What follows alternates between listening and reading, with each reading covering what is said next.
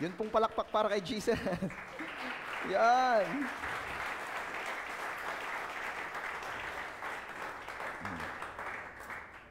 Yan po kasing palakpak natin yan ay para kay Jesus. Kaya, let's do our best to give Him nothing but the best. Ano? Okay. Kamusta inyong Hearts Day? Mabuti naman. Nung life group po namin nung Friday ay napag-usapan namin ang aming Hearts Day. Kung ano bang ginawa namin sa aming Hearts Day. Yung iba, ang sabi ay, ano daw, nag-date daw. Yung iba naman ang sabi ay, wala naman daw naging date. Wala daw makaka-date. Sabi naman ng iba ay umattend daw ng mentoring. Ano ka, very good naman. At yung iba naman daw ay pinagbawalan ng asawa, wag daw bibili ng kahit anong. Hindi naman nga ibinili ng asawa.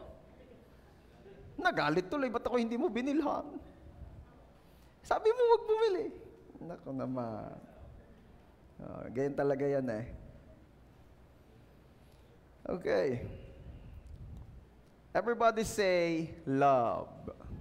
Yan. Alam niyo po yung pagmamahal. Yan po ay isa sa napakahalagang katangian, bagay o gawi. Ano? Na dapat ay laging present sa mga Kristiyano. Even Jesus, sinabi niya po sa Bible na ito ay isang tanda ng patunay ng isang disipulo niya. Ano? That the mga tao raw malalaman na tayo ay disciple ni Jesus if we love one another. Sabihin mo nga diyan sa iyong katabi, partner. Kung nagmamahalan pala tayo, yan ay tanda ng pagiging disipulo ni Kristo. Ayan. Kaya maganda din pala, no, na kapag halimbawa sa bahay ay may babagan, nagbababag ang mag-asawa, nag-aaway ang magkapatid, ipaalala ng isa, hoy, mga disipulo ni Kristo. Yan. At baka na mahihimasmasan, maiisip, oo nga pala. Antay muna. Nawawala yung tanda ng pagiging disciple ni Jesus pag nawawala yung love. Ay, pastor, pag hindi po kinakakitaan ng love, ay kanino pong disciple? Ewan. May dadalwa eh. Dalawa lang naman yun. Pag hindi ka kay Lord, dito ka sa kabila, bawalan neutral. Okay. At alam nyo ba, yung pong Christian growth or yung spiritual maturity ay hindi nasusukat sa kung gaano ka nakatagal na nag-church. Ano? Hindi pala natin pwedeng sabihin, ito'y matagal nang nag-church, ito ay malago ng Kristiyano. No. Ang paglagong spiritual po ay nasusukat sa kung gaano karami o kung gaano kasaganang pag-ibig ang hinahayaan mong dumaloy o kumilos sa iyo.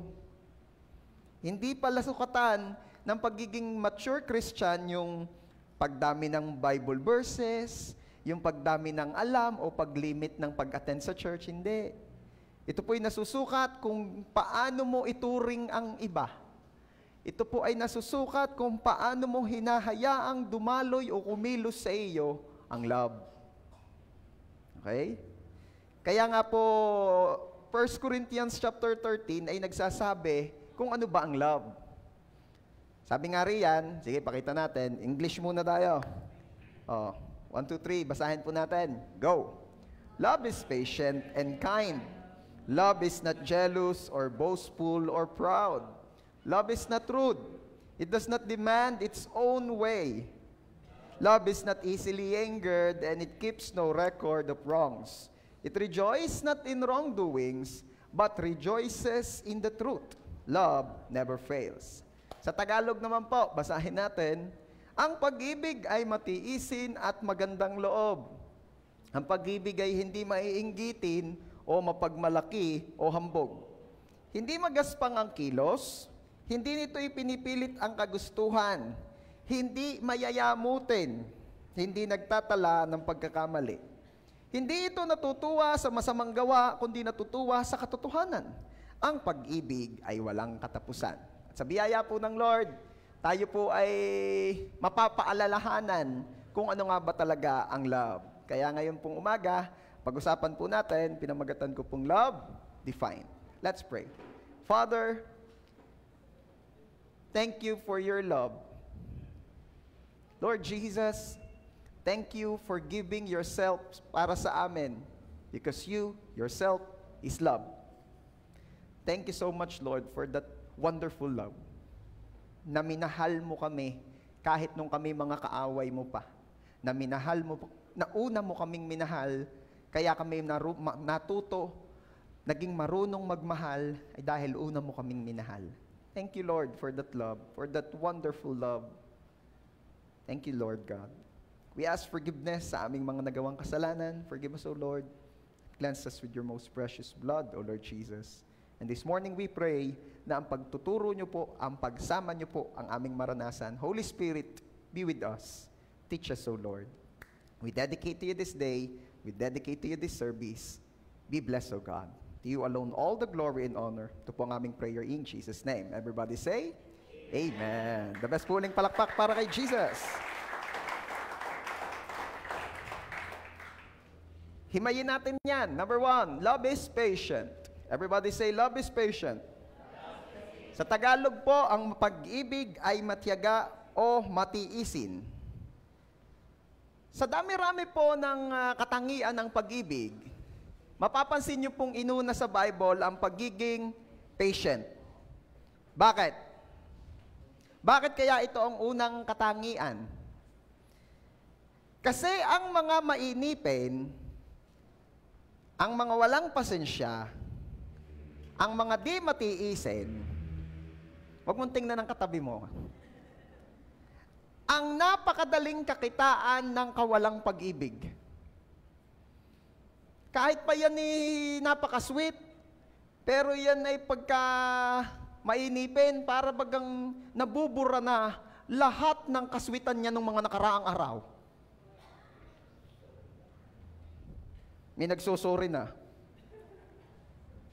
Kapag yan ay walang kapasi-pasensya, para bagang sayang yung mga sandaling talaga naman. Hindi ko na maituloy, nagkakatawanan na, nagkakaintindihan na tayo. Yan, pwede na tayo closing prayer, na-hit na ang objective ko.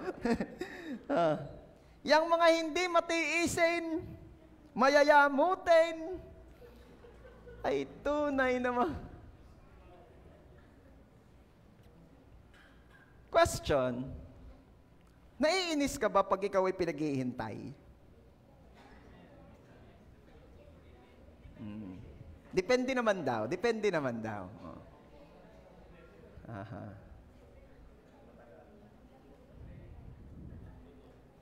Hanggang kailan mo kayang maghintay? Yan. Meron akong narinig, pag matagal daw, naiinip na. Okay. I thank the Lord na ang Diyos ay hindi gayon. Ang tagal-tagal na niya tayong iniintay magpakatino. Pero di siya naiinip. Ang tagal-tagal na ni Lord na iniintay na tayo'y maging patient. Pero hindi siya nagiging impatient sa atin. Oh, how I pray na we will learn the love na ipinagkakaloob ng Diyos sa atin. The next question is, minamadali mo ba lagi ang iba? Ito isa sa bagay na narinig ko eh. Ang tagal daw kasing mag-prepare nung asawa niya. May nagkwento eh. Ang tagal daw mag-prepare nung asawa niya. O, yan na may hindi generic, Akala nung iba lagi daw yung babae ang matagal gumayak. Hindi ka sure. Merong mas mabilis pa yung babae, katagal-tagal ng lalaki. Iniisa-isa pa ang bigote. Iniisa-isa pa ang balbas. Kainaman Okay. Ang ginagawa daw nung mister, para hindi siya mainip sa kanyang asawa, ay di pinapauna na ng milya-milyang una ng pagpiprepare. Tapos pagka yung kita niyang humarap na sa salamin, di saka pala ang maliligo yung husband. At yun daw ay panama na. Yun daw ay nabuksan na niya ang garahe, nailabas na niya ang sasakyan, at sakto daw yan, pag siya'y ayos na, sasakay na daw sa sasakyan yung kanyang misis. Ay di walang babag. Alam mong mas matagal kumilos yung asawa mo at iki mas mabilis. Tapos bibilis-bilisin mo rin naman ang kilos mo. Eh hindi nga kayo pareho. Okay? At kung dadating talaga sa pagkakataong ikaw ay maiinip, kasi humanda ka, maniwala ka church, pag mainipin ka, lagi kang iinipin. Pag may issue po tayo sa pagiging patient, laging ito ang ipararanas ng Diyos sa iyo. Kasi ang Diyos, mas gusto niyang mabago yung character kaysa mabago yung situation. Lagi kasing ang prayer natin, Lord, ayusin niyo po yung sitwasyon ko. Iayon niyo po sa kagustuhan ko yung sitwasyon ko. Pwede po ba, Lord, payamanin niyo na agad ako? Pwede po ba, Lord, i-promote niyo na agad ako? Pwede po ba, Lord, palawakan niyo na agad yung negosyo namin? Ang tao po, ang laging tendency ay hinging mabago ang sitwasyon. Madalas dahil sa inip. Pero ang Diyos po, ang binabago ay puso. Mas interesado po ang Diyos na baguhin ang puso mo kaysa sa sitwasyon mo. At maniwala ka, pag nakita mong nabago na ang iyong puso, makikita mong umaayon ang sitwasyon mo sa iyo. Kaya babalikan ko yung mga mainipin. Siguro naman wala dito noon. Amen ba? In Jesus' mighty name. Diba?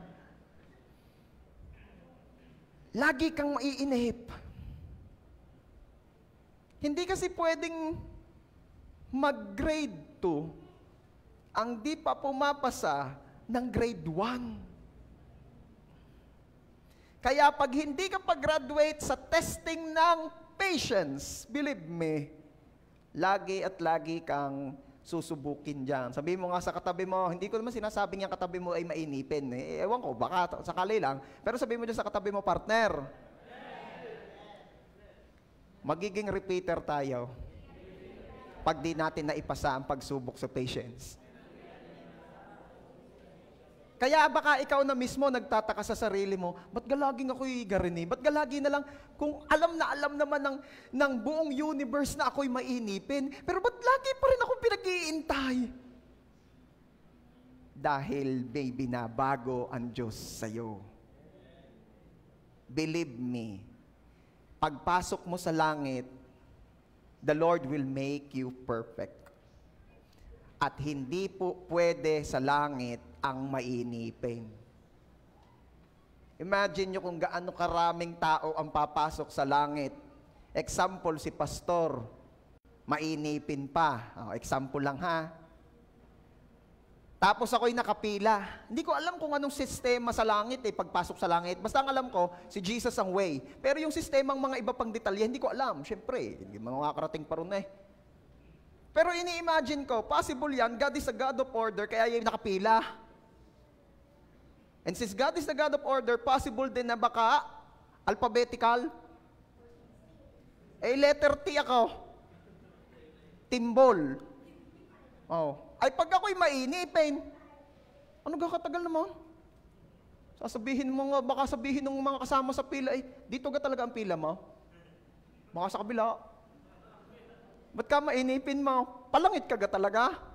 Church bawal mainipin sa langit. Kaya tayo po'y hinuhubog na dito pa lang sa lupa. Naniniwala rin po ako na doon, kung dito, ang ating worship service ay pinakamatagal na 2 oras, sa langit, naku hindi ko alam. Dire-diretso yun. Dire-diretso yun. Dahil sa Bible, yun daw mga seraphim, yung mga angels na 3-winged, yung may nakatakip sa katawan, may nakatakip sa mukha. Ano daw ang ginagawa nun? Day and night ay nagsasabi ng, Holy, holy is the Lord God Almighty. Dire-diretso ang worship nila. Ay, paano kung mainipin? Katagal ka na service sa langit. Sa San Jose nga ako inip na to sa 2 oras, hindi niya, 2 linggo na, hindi pa natigil hindi uubra sa langit. That is why, The Lord is always testing us. At hinuhubog niya tayo na makamukha niya. Tingnan mo nga ang katabi mo kung nakakamukha na ni Lord, o hawig-hawig na. Kaunti na lang ang tapyas. At malapit na. Praise God. At kung dadating ka talaga doon sa sitwasyong naiinip ka talaga, hindi naman kita masisisi, paano ka kung talagang katagal-tagal, paano ka kung talagang kabagal-bagal. Ano? Inip na ako! Ang tagal naman! Isa lang ang masasabi ko sa iyo, tiisin mo. Tiisin mo. Naiinip ka dahil hindi ka maka-overtake. Dahil 6 na 10-wheeler ang nagsapin-sapin sa highway. At kahit pa nababakante ang kabila, papaano kang o-overtake sa habang iyon? Kung ang sasakyan mo'y na-under ng 420, meron gang gayon. Masyadong exage. 270. Grabe na yun. Wala kang choice. Kundi, tiisin. Love is not just being patient. Kasi yung iba, marunong naman daw siyang mag-intay. Nag-iintay naman eh. Uy, pasensya ka na ha, kung pinag-iintay na naman kita. Wala ka na masasabi sa akin, inintay kita. Oo nga, galit naman. So ano ibig sabihin dito? Love is not just being patient, but being patient without being angry. Meron naman kasing, anong narinig ari, sige, ako sige. Hindi naman na naimik. Nainip ka ga? Nainip ka yata eh. Hindi, nainip ka. Bilisan mo la. Kanina ka pa. Hindi daw naman nainip galit nga lang. Ako ho biyaya ng Lord ay nakakautay ng mag-drive. At nung una ho kasi ay naka-hazard ako. Para alam na nag-aaral. Pumasok na kami ni Papa sa another level ng turuan, inalis na ang hazard. So hindi na ako inaalalayan ng mga nakakasabay ko sa karsada. Kaya ito na ho, talagang, ewan ko ba, hindi ko man nilalahat, pero sa aking experience, marami pala talagang driver ang gayon, na pag nakita na niyang hindi na naka-hazard yung nasa unahan niya, ginagawa na niya lahat ng kabaitan. Talagang overtake sa kanan, overtake sa kaliwa. Buti walang na-overtake sa ibabaw. Sa ilalim, meron mahigpit yun. At talaga namang ikaw ang magbibigay ng pasensya ganamang lalo na mga motor. Hindi ko na kayo tatawagin sa mga ayaw niyong tawag sa inyo. Pero sa mga pinagtatatrabaho ng mga, hindi ko nilalahat. Hindi ko nilalahat. Meron din namang kababait Meron din namang talagang sobrang bait in Jesus' mighty name. Talagang basta yata may kahit ga-molecules na pag-itan isisingit Ga-atom. Kahit yata 0.0000001 millimeter na pag-itan talagang sisingit Kiinama na. Ang hirap pa naman ng batas dito sa ating bansa Basta nguso mo ang nakauna at ikaw ang nakabangga, di ikaw may kasalanan. Laging gayon Dahil ang katwiran dito nakita mong nasa unahan na, di kay Mamerino. Yan. Ang madaling salita ay sa driving pala, ay hindi lamang yung driving ang aaralin mo, pati yung pagiging pasensyoso. Bakit? Hindi ka pwedeng babara-barako.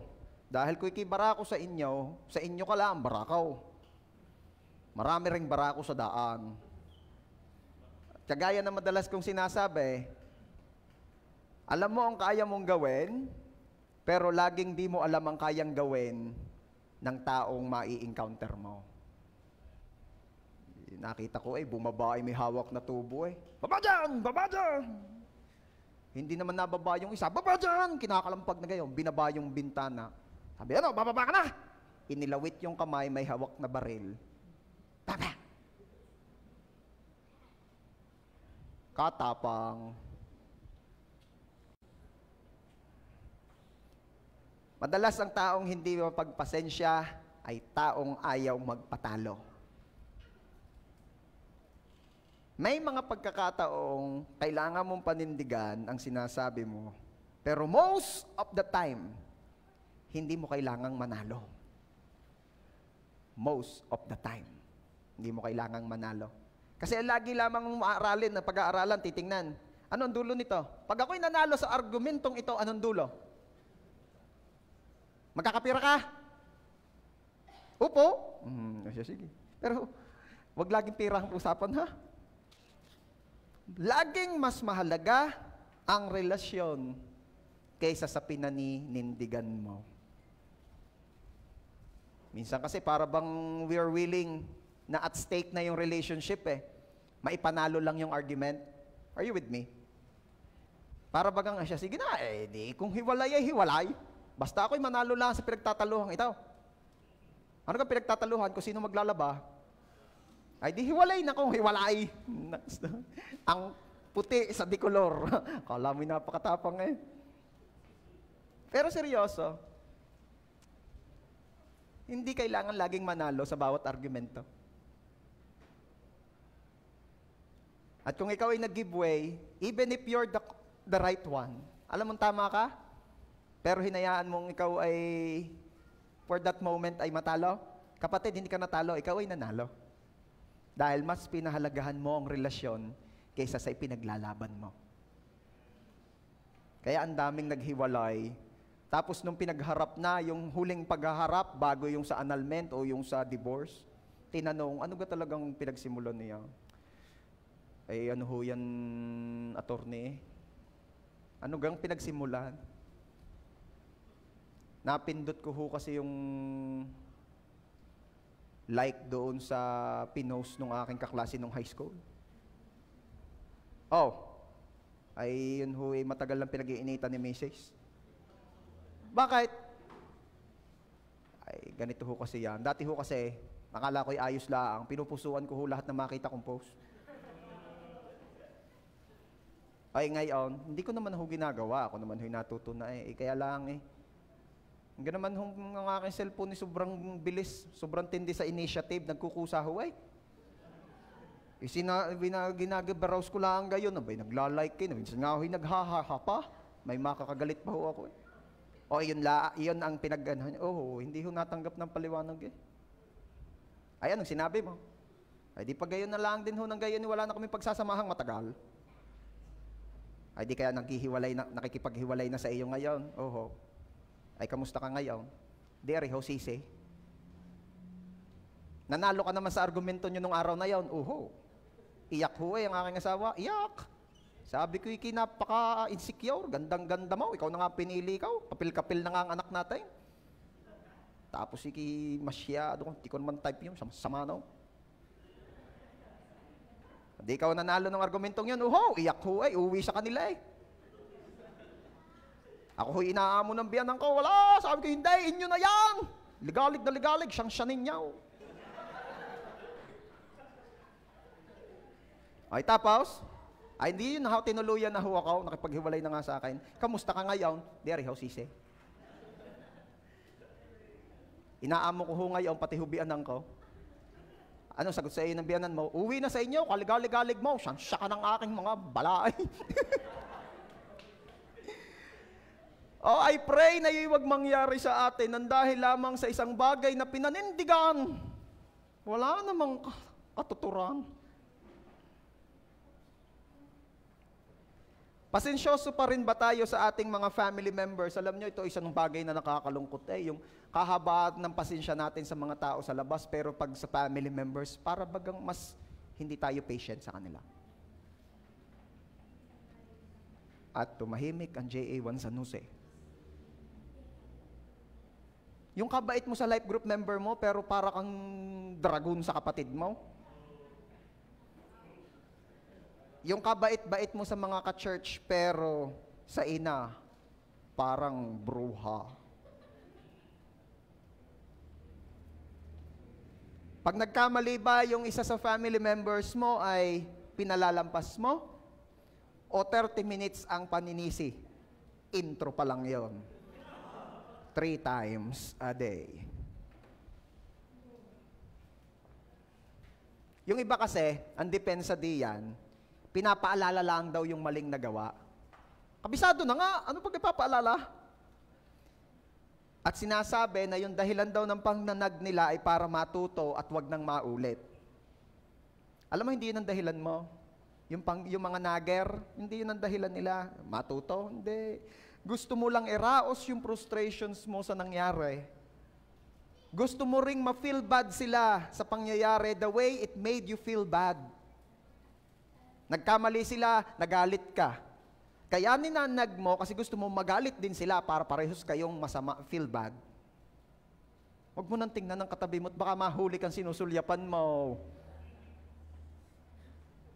May mata yan sa gilid. Siya ka.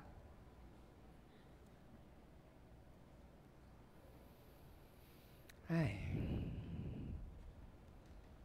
At feeling superior, sinaninisi. Alam niyo, hindi naman ang kailangan, lalo yung mga nagkamali. Tapos nakita mo naman na-realize na nila yung pagkakamali nila. Hindi mo na sila kailangang sisihin. Hindi na natin kailangang paulit-ulitin pa sa kanila ang kanilang pagkakamali dahil alam na nila. Baka po kasi hindi alam. Alam na nga. Bangas eh. Imposible namang hindi. Ay baka ho kasi manabit na naman. Alam na nga, kalaki nga ng babayaran. Alam na nakasabit siya. Oo. At di rin niya gusto ang nangyari. Kaya wag mabilis manisi. Hindi rin gustong mapahamak, di rin gustong masaktan. Sino garito yung gustong magka-problema? Taas ang kamay at may pag-pray mamaya. Hihingi natin kay Lord na yung lahat na ng problema, ang pinakamatitinding di mo pa nararanasan ibigay sa iyo. Sino may gusto? Wala. Kaya kung may tao bang bumagsak, tulungan mo na lang bumangon, wag mo nang ingud-ngud. Hindi, ingungud-ngud ko ho, para alam niya sa susunod, wag na siyang babagsak. Come on. Eh, pastor, hindi ko na ho pagsasabihan. Di ko na ho papakailman, bahala na ho siya. Hindi din gayon. Sabihan mo once. Tanungin mo, naunawaan mo na. Pag sumagot, opo, edi tapos. Hindi yung after 3 seconds, alam mo na ngayon. Ano ko yun? Ba't kayo parang pinamumukha pa eh? Ano ba sabi ng Bible? There is therefore no condemnation to those who are in Christ Jesus. Si Lord hindi nang kukondem. Sino nang kukondem? Yung kabilang partido. Kaya yung mga naninisi, hindi ka partido ni Kristo. Sabi mo nga dyan sa katabi mo, partner. Yang laging naninisi, hindi yan ewan kung sino may padala niyan, kung langit baga o yung kabila. Huwag mo na sabihin, baka masakal ka. Number 2, kung love ay patient, alam nyo ba na ang love ay kind din? Yan. Alam nyo po naman kung ano yung mga hindi kind. Tama ba ako? Yang mga nampuput down na joke, hindi yan kind. Ako po ay may i-confess sa inyo. Noon po, mahilig akong mag-joke nung mga nakaka-put down. Ang hanap ko talaga ay kung ano yung hindi maganda sa kapwa ko. Ang hanap ko talaga ay yung mga kapintasan. Ang hanap ko talaga yung mga kapansanan. Tapos doon ako nag-joke. Tawa na naman ng tropa eh. Tawa na ng tropa. Pero malungkot yung tao. And then I realized that that's not being kind. Baka meron pa po mga kagaya ni Pastor before, ha? Na hanggang ngayon ay ang mga joke ay nakakasakit pa rin. Tama na po yun. Hindi naman po yun maganda. Okay? Kaya let's do our best na yung mga jokes ay yung wholesome. Jokes na hindi nakaka-put down. At kung hindi ka pa marunong, at ang mga jokes mo pa rin ay yung nakaka-put down ng kapwa, itigil mo na muna ang bibig mo. Okay? Baka meron kasi ditong mga gayon pa rin eh. Nako, Talagang aanihin mo ang itatanim mo, kaya mamili ka ng iyong binhi. Saka baka pagsisihan mo. May naalala po akong kwento ng isang magkaklase since elementary. Ay talaga namang naku, pasensya na po Lord, pero sadya daw nuknukan namang kapangit ng babae. Di ba kaya mo lang daw malalamang babae dahil nakapalda pag pasok sa school. Ay di alagang joke, alagang ibuli, lalo na nitong nagkikwentong ito. Buo na lang ako, talagang. At nung sila po ay nakagraduate ng high school, ay nagkaba, na po sila. Iba na yung school ng babae, iba na yung school niya, nag-graduate ng college, nakapag-work. At alam nyo bang sila ay nagkita uli noong reunion? Alumni homecoming. At nung nakita niya yung kanyang binubuli, sabi niya sa mga tropa, kabatch ka natin yan? Ang ganda niyan kabatch ka natin yan? Sabi nung isa, binulong, oo, yan yung ang tawag mo nung elementary tayo, si Impactita. At para bagang mga usual na movie stories ay na-in-love siya. Kaya nga lang, hindi rin kagaya ng mga kinakikiligan ninyong ending, busted siya. Bakit? Dahil nakaukit pa sa puso ni girl ang pambubuli ni boy. Okay? Kaya wag kayong tumingin sa panlabas. Huwag kayong tumingin dyan sa itsura, lalo pag bata pa, baka late bloomer yan. Meron kayo? Tingnan ninyo yung mga picture ng inyong mga asawa o girlfriend nung maliliit pa at sabihin nyo naman, buti na lang hindi agad tayo nagkakilala. Dahil baka, talagang ang Diyos ay mahabagin. Ang Diyos ay mapagbiyaya. Talagang pag nakita nyo picture ko, nung mga high school, college day, sabihin ninyo, hallelujah sa Diyos ng mabuti. Pagkapayat-payat ko. Okay. What else? Alam nyo ba na hindi rin pala kind yung pagiging insensitive sa feelings ng iba? Yung nag-o-open up sa iyo, hagulgul na, iyak na, ikaw i-diretsyo ng pagte-text. Ano? That's not being kind. Alam mo ga, Kuya John, ako'y napagalitan na naman sa amin. Dahil ako daw lagi nang nahingi ng baon. Ay alangan niya ako'y napasaw. Ay nagagalit ang tatay. Sabi sa akin, huwag na daw ako pumasok Ano bang gagawin ko doon, Kuya John? Ay si John naman ay may ka-chat na nagpapaprint ng para sa eleksyon na ng Batilake. At dahil ng eleksyon na ng Batilake daw gayong ga. Ay di sige, di kahit sa isang araw natin i-deliver. Sabi nung life group, anong i-deliver kuya? Hindi ikaw ang kausap ko. Ano kasi sabi mo? Gayong ga, hindi mo ako naintindihan siya sa sige kaya. At naghanap na ng ibang church. Siyempre na may example ko lang, hindi naman talaga ganyan si John. Ako, tanungin niyo mga life group ni John, napakasarap kausap daw niyan. Huwag nyo na i-chat, pero kausapin nyo na sa personal. Bibigyan kayo niya ng talagang napakatinding oras. Ano pa? Ang pagiging kind pala raw ay yung pakikinig. Yung pagiging, you're willing to listen. Yung iba kasi akala niya he's doing what is right pag siya ay may nag-open up sa kanya tapos nag-advise siya na nag-advise. Alam niyo po, maraming pagkakataon na yung tao gusto lamang mag-open up at gusto lamang ng may makikinig. Kasi purgam-purga na siya sa bahay sa sermon. Doon daw bago siya umalis sa bahay nila ay naka-third service na ang inay. May fourth service pa ang tatay. Tapos pagdating kay life group leader ay sermon na naman, midweek service. No, being patient is listening kahit di ka interesado. Being kind ay giving an effort na maging interesado sa pinapakinggan mo. Hindi kasi talaga lahat ng naririnig mo o sinasabi sa iyo ay masarap sa tenga mo. Pero alam nyo ba that being kind pala, yung you're trying your best na maging interesado sa sinasabi niya sa iyo. Ito kahit sa mag-asawa magkakaiba tayo ng mga bagay na ginugusto. Halimbawa, itong si Mrs. ay mahilig sa halaman. Tapos ito naman si Mr. ay car guy. Kaya hindi magpanagpo minsan. Alam niyo yan? Nagkukwento si Mrs. Uy, alam mo, ako'y may nabiling aloe vera, kulay violet. Kaganda. Sasabihin mo naman alay, pampasuka lang yan, di. Dagdagan mo na naman yung mga padidiligan mo sa akin kung kailan naglilinis ng sasakyan. Kakasama pa sabay-sabay. Kaya naman may kinikwento si Mr. na kargay, alam mo, ako'y nakabili ng bagong wax, kaganda.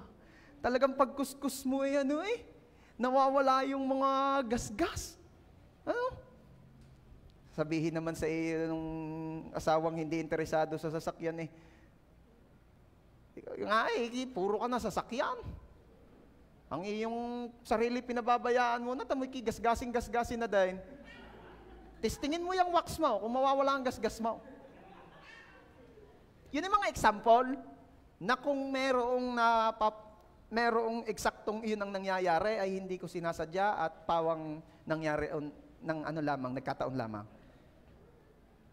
Pero itong punto ko, ito po ang dahilan ng mga both Mr. and Mrs. Kaya po sila ay mas ginugusto pang magstay with the barkadas. Bakit? Kasi po doon interesado sa sinasabi nila ang mga nakikinig sa kanila. Kaya minsan, pasaan ka na naman? Din lagi ka na lang naalis. Aba, ay sino ka naman matutuwang tumigil dito? Bakit? Wala, doon na lang ako. Hindi, ayoko nang pahabain ito. Ako'y alis na. Okay, huwag ka nang bumalik. Hindi na natutuwa sa company ng bawat isa. Bakit? Kasi hindi nagtatry ng best na maging interesado sa sinasabi nung isa. Ayaw mong laging napunta sa barkada ang asawa mo. Be his or her barkada. Kung car guy ang iyong mister, then car girl ka. Siya nga, maganda yung wax na yun. Testingin nga natin, tara, apply nga natin, dali. Mamaya na, hililinisan ko pa. Di tutulungan kita, linisan na natin, dali, para matesting mo na yan, kung maganda nga.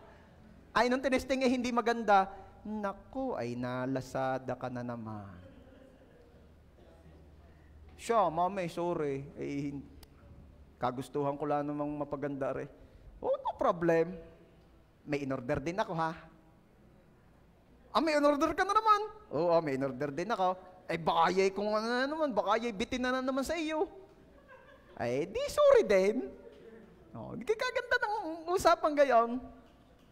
Kaganda nung meron kayong consensus. Meron kayong pinagkakasunduan. Hello ba sa mga mag-asawa dyan? At doon sa mga mag-aasawa, dapat alam niyo yan.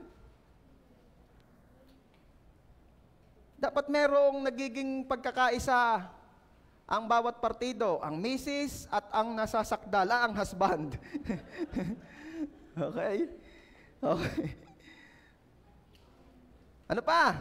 Being kind is being kind kahit ang iba ay hindi. Yan. Medyo mahirap ito. Pero sa biyaya ng Diyos, tutulungan niya tayo magawa ito. Kasi nga yung iba sabi, papakabait ka pa, puro naman barumbado nasa paligid ko. Baka naman kasi ako ay ma-overwhelm nila. Baka naman kasi ako ay abusuhin nila. No, ba't ka magpapaabuso? Alam mo naman kung hanggang saan ang dapat. But be kind, even if they're not. Narepa kayo? Noong mga nakaraan, pero parang hanggang ngayon nata, may mga cyberbully pa rin, Kalalakas ng loob mang away, katatapang. Kasasakit sumagot sa vlog. Palibhasa'y hindi kita. Palibasa hindi maa-about, hindi magkasama.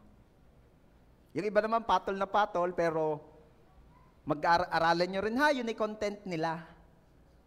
Talagang sila iniinis ka. Kasi yun naman ang content nila, nagkakapera sila doon. Inis mo equals to money. Kaching. Kaya wag ka masyadong patola. Talagang may mga nang iinis dyan. Yun ang content nila. Ano pa? Being kind kahit sa mga di kayang magbalik ng kindness mo. Yung iba kasi, mabait, tapos parang nung naramdaman wala namang ganting ginagawa sa akin na rin, ayoko na. Doon na ako sa marunong tumanaw. Ba't ka lagi magpapatanaw? Okay?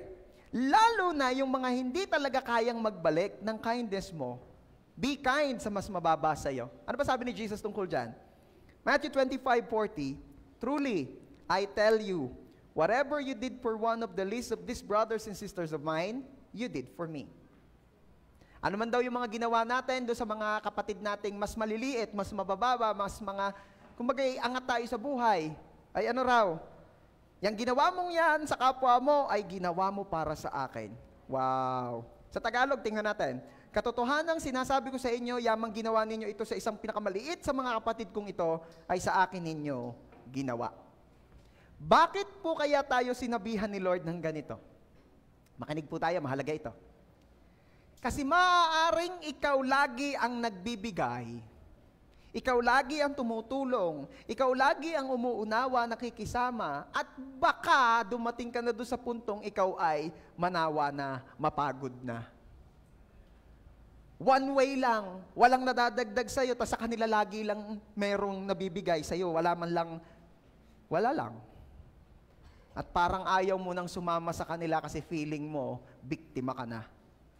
Kaya inunahan na tayo ni Lord. Ito na po ang sagot sa maaaring nararamdaman mo o naiisip mo patungkol dito sa pagbibigay na one way nga lang. Ano ulit ang sabi? In verse 40, ang ginawa mo sa kapwa mo ay ginagawa mo sa akin. Ang ginawa mo sa pinakamaliit sa kanila ay ginawa mo para sa akin.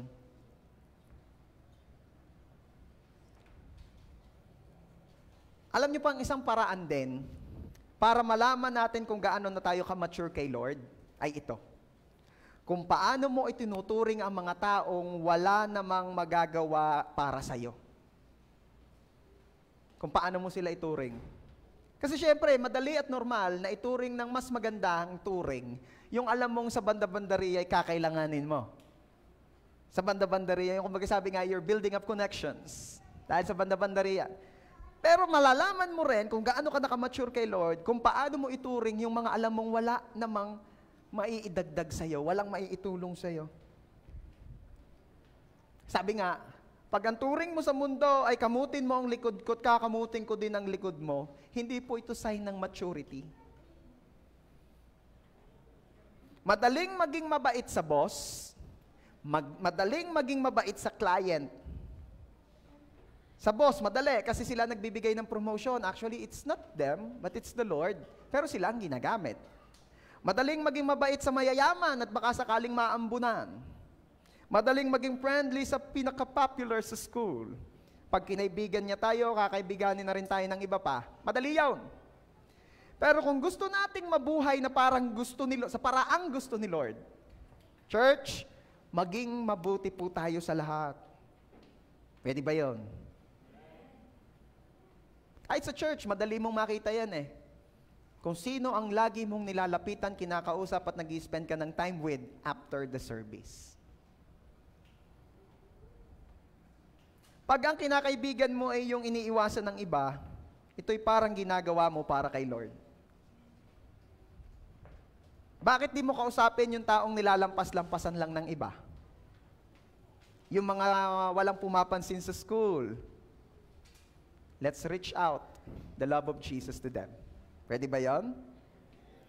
Pastor, mahirap po yan kasi when you lose yourself sa kanila, ay baka ma-overwhelm po tayo ng needs nila. Baka lagi na lang tayong hingan, tuwi na lang ang bayaran ng kuryente, naroroon sa inyo at dala-dala ang resibo. Tuwi na lang may nakaramdam ng sakit sa kalingkingan sa kamag-anak, naroroon sa inyo at nahingi ng tulong. You might be overwhelmed by their attitudes. Yung mga tipong inaakay mo kay Lord, naka-lipstick at may dalang handbag, pero mas malapad pa ang balikat sa iyo at mas malaki pa ang braso sa iyo. You might not like the way they act and talk, kasi they are totally different from you. Yung mga tipong batang sabdi ka, tapos yung mga nilalapit mo kay Lord ay yung mga hindi taga-sabdi. At kailangan nating mag-adjust ng marami kasi wala tayong same interest, same friends, and same topic. Yung tipong ang mga topics ninyo ay Netflix, ang topic naman ng iyong inilalapit kay Lord ay gagamba, tutube, at ulo-ulo. Pero ito po ang sinasabi ni Jesus na dying to self. Ito po yung sinasabi ni Jesus na if you want to follow me, deny yourself, take up the cross and follow me. You will come to this level, at pag nangyari yon, you need to be kind to him or her. Ano pa? Maiikumpara mo yung joy na nararamdaman at nararanasan mo pagkasama sila at pagkasama yung original mong circle of friends. Mapapansin mo na doon, ako lagi ang nililibre ni pastor, ako lagi ang nakikinig kay pastor, si pastor ang nagtuturo. Pagdating dito sa mga inilalapit mo kay Lord, ikaw ang naglilibre sa kanila, ikaw ang nagtuturo, ikaw lagi nagpapasensya, ikaw ang umuunawa. You might compare that. Ano? Kaya sinabi agad ng Diyos, ang ginagawa mo sa kanila, ginagawa mo sa akin. Life group leaders, mga nagla-life group, mga nag-i-invite, ito ang word ni Lord sa iyo ngayon. Alam ko kailangan mo to eh. Alam ni Lord na kailangan mo to. Lahat ng ginagawa mo sa kanila, ginagawa mo kay Lord. Sige, palakpakan mo si Jesus. Ang pagpapalaki po ng kaharian ng Diyos ay hindi madali. Kailangan magpakita ng pag-ibig at ipakita ang pag-ibig at kabutihan ng Diyos sa kanila. At kung paano mo silang nire-reach out, yun po ang makikita nilang love ng Diyos. Kaya kung snub ka, pwede nila laging i-conclude na snub si Lord. Sabi mga Diyos sa katabi mo, huwag kang snub. At alam niyo ba, nagbubumerang yan. Kung paano nagiging pagpapala tayo sa kapwa natin, bumabalik yan. Sabi ko po, kung paano nagiging pagpapala tayo sa kapwa natin, bumabalik yan. Oo. Lalapit rin ang tulong at blessing sa iyo. Kaya church, always be kind. May kailangan man o wala. Nakakalungkot dami mabait pag may kailangan. So be kind, may kailangan man o wala, may agenda man o wala, always be kind. Amen. Ito po ay 5, pero ikat ko na muna rito, ipapart 2 na natin yung iba. Pwede ba sabihin mo ngayon dyan sa katabi mo, partner? Patient ka ba? At naman sa kabila, sabihin mo, partner? Kind ka ba? Ano yung sinagot? Amen. Malakas ang pagka-amen. Malaking pangangailangan. Praise God. Let's all stand up po. Hihingi natin yung biyaya ng Diyos. Naturuan niya tayong umibig, magmahal, kagaya ng pag-ibig niya sa atin. Pero humanda ka, church. Kasi pag humingi ka ng biyaya na maging patient at biyaya na maging kind, ulitin ko ha, pakinggan nyo ito, mahalaga ito. Pag humingi po tayo sa Diyos ng biyaya na maging patient at biyaya na maging kind, hindi ka niya bibigyan ng instant patience and instant kindness. Baka kasi yun ang ine-expect ng iba, na pag kunyari humingi si Glupi ng patience, ay instant patience ay bibigay ni Lord. O kapag humingi si Rek ng kindness, ay instant kindness. Hindi po yun ganun. Humanda ka, kasi the moment na humingi ka ng biyaya na yung patience and kindness, ang ipapadala sa iyo ni Lord ay testing. Pastor, ayaw ko na. Testing pala. Kasi alam nyo ba, the moment you accepted Jesus, si Holy Spirit ay nananahan na rin sa'yo. At alam mo bang yung mga patience na yan at kindness na yan, ay bunga ng Espiritu na nasa sa inyo. Sa madaling salita, lahat na tumanggap kay Kristo, may naka-built-in ng patience, may naka-built-in ng kindness. Huwag ka nang humingi. Nandiyan na yan sa loob. Pero kailangan ng testing para ya'y lumitaw, para ya'y lumabas, para ya'y bumukal sa iyo from within. Okay? Kaya once again, kung gusto mo maging mas patient pa, gusto mo maging mas kind pa, believe me, as we ask the grace of the Lord will give you testings. The Lord will surround you with people na ang hirap pagpasensyahan, ang babagal, naku, believe me. Pero sa pagkakataon namang iyon, doon mo naman makikita na, Lord, thank you. Thank you. Kasi lumalabas na ang gusto mong makita sa akin. Pwede ba? Itaas natin mga kamay towards heaven. Sabihin natin lahat, Lord, come on, sabihin mo, Lord, gusto ko pong maging mas patient pa. Gusto ko pong maging mas kind pa. Gusto ko pong lagi akong kakitaan ng love. Nang sa ganun, Lord, mas ma-inlove ang mga tao sa iyo sa pamamagitan ko. Sino may gusto nun? Amen? Come on. Palakpakan mo ng the best to Jesus. And we will pray. Disclaimer po ito ha, disclaimer. Again, the moment we ask this grace from the Lord will put people in your lives para tulungan kang lumabas ang patience and kindness sa iya. Kaya tatanungin muna kita before we pray, handa ka na ba sa kanila? Handa ka na ba sa kanila? Sabi ng isa, sanay na, purgang-purga na. Kasama ko po lagi. That's good. Let's pray.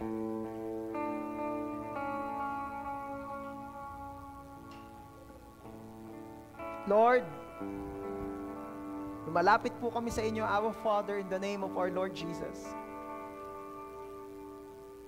Naniniwala po kami na ang kalooban niyo po sa amin ay yung kami po will change into your image more and more. Yung makamukha po namin kayo.